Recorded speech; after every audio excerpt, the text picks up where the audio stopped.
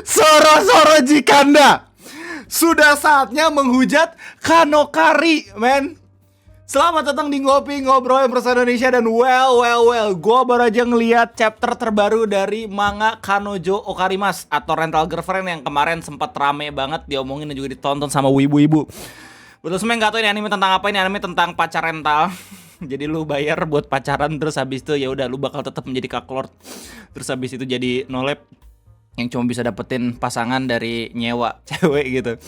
Dan ya setelah animenya itu rilis ya, banyak banget orang-orang yang pada akhirnya nyemplung ke manga Rental Girlfriend ini. Dan makin lama orang-orang nyemplung, makin mereka sadar kalau misalkan autornya, mangakanya si Reiji Miyajima ini itu gak normal sama sekali aja. Soalnya dia selain bergerak sebagai autor, dia juga bergerak sebagai kompetitor dari main karakter manga buatannya dia sendiri. Dia sampai ngedit foto si Chizuru gitu ya, kayak seolah-olah dia ngedate sama Chizuru. Terus habis itu kayak lu bayangin nih chapter udah sampai 380. Rata-rata tuh manga romance kelar di chapter 100 atau 200-an. Kayak misalkan Niseko ini kelar di chapter 229. Oke, terus habis itu Kaguya sama Love is War aja kelar di 279. Dress Up Darling aja kelar di 115. Chapter 115. Ini Rental Girlfriend udah chapter 380 masih aja muter-muter di konflik yang sama. Orang-orang benci banget kan, basically ini udah kayak sinetron ya, udah kayak telenovela. Plotnya tuh berputar terus-terusan. Oke. Terus habis itu pace-nya tuh sangat amat lambat, progresnya nggak ada sama sekali. Si Kazuya itu jadi main karakter goblok banget. Maksudnya tuh dia tuh cuma ngejar ke satu cewek doang, padahal udah ada cewek-cewek yang suka sama dia. 2 cewek di manga ini yang suka, tapi dia itu masih tetap pengen ngejar heroinnya sendiri.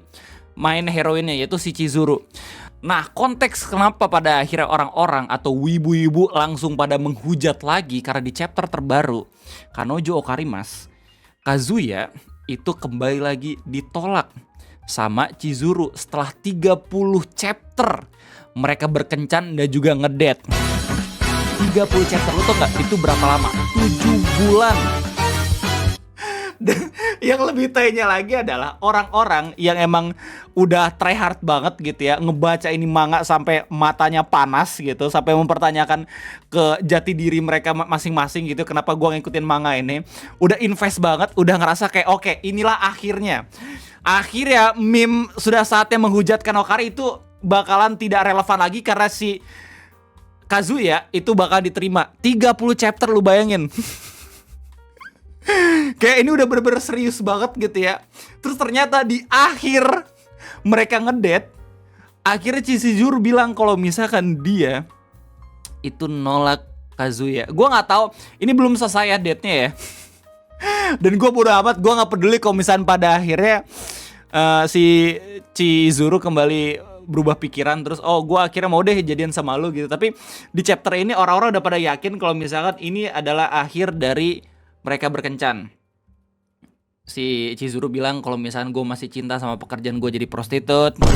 Terus habis itu si Kazuya masih pelanga-plongo sampai sekarang kayak anjir nggak bisa, bukan nggak bisa menerima ya, jatuh kayak emang dongo aja gitu loh, bengang bengong kayak masih tetap aja mau di brainwash sama si Chizuru kalau misalkan dia itu kayak pacar yang paling ideal, pacar yang paling sempurna gitu. Like what? Man, udah ada orang gitu ya yang menganalisa lu udah keluar berapa banyak untuk pacaran. Dia kan rental girlfriend ya, pacar sewaan. Udah ada yang ngitung dan juga mengkalkulasikan uang yang dikeluarkan sama Kazuya untuk berpacaran secara rental. 250k USD, 250.000 US dollar. Ini berapa nih? Dolar berapa rupiah? Udah 4 miliar aja.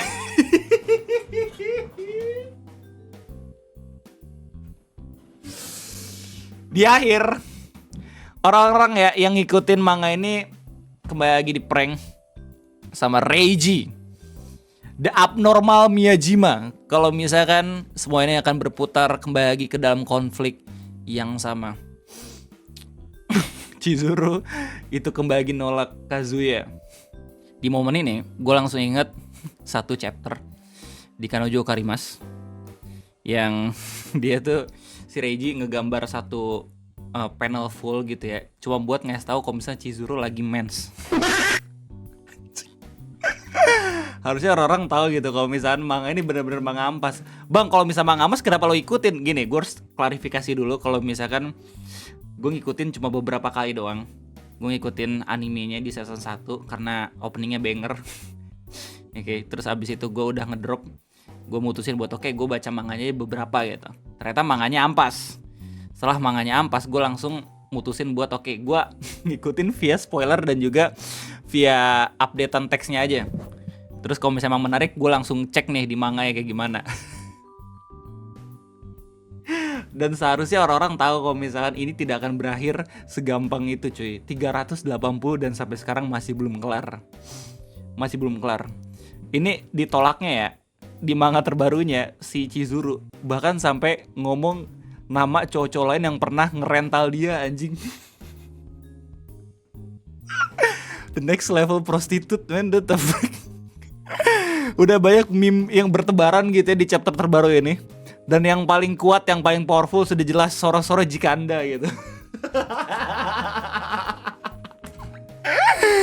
Masih relevan. Dari chapter yang sebelumnya, Soro-Soro Jikanda sudah saatnya menghujat rental girlfriend.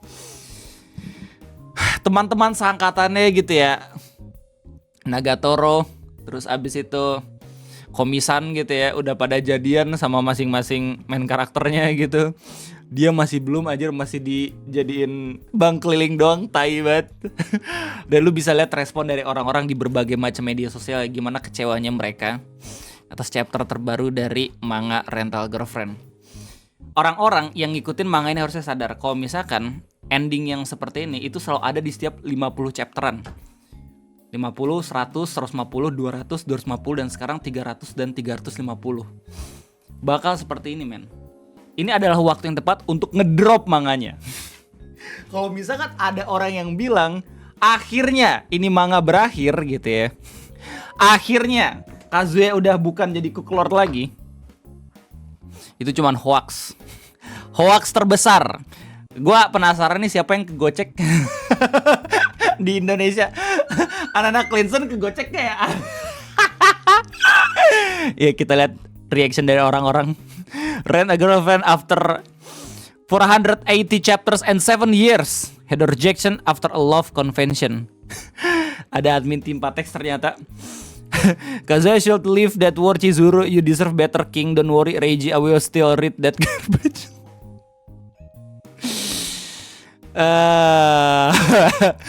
Bro helped her achieving her life dream, paid her rent, paid her food, gave her emotional support when he needed, yet he got rejected. Berada. Ini sepertinya fetish dari Reiji ya, si autornya.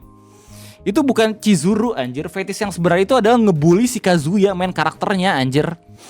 Ini sumpah ya, satu postingan ini aja yang ngomentarin betapa ampasnya chapter terbaru itu udah dilihat sama 3,1 juta orang. Udah di-like sama 83.000 orang. Dan si Reiji-nya sendiri ini itu dia aktif di Twitter men. Dia sering ngehaluin kalau misalkan pernah pacaran sama Chizuru. Pernah sekamar, pernah ngedate. Tai banget.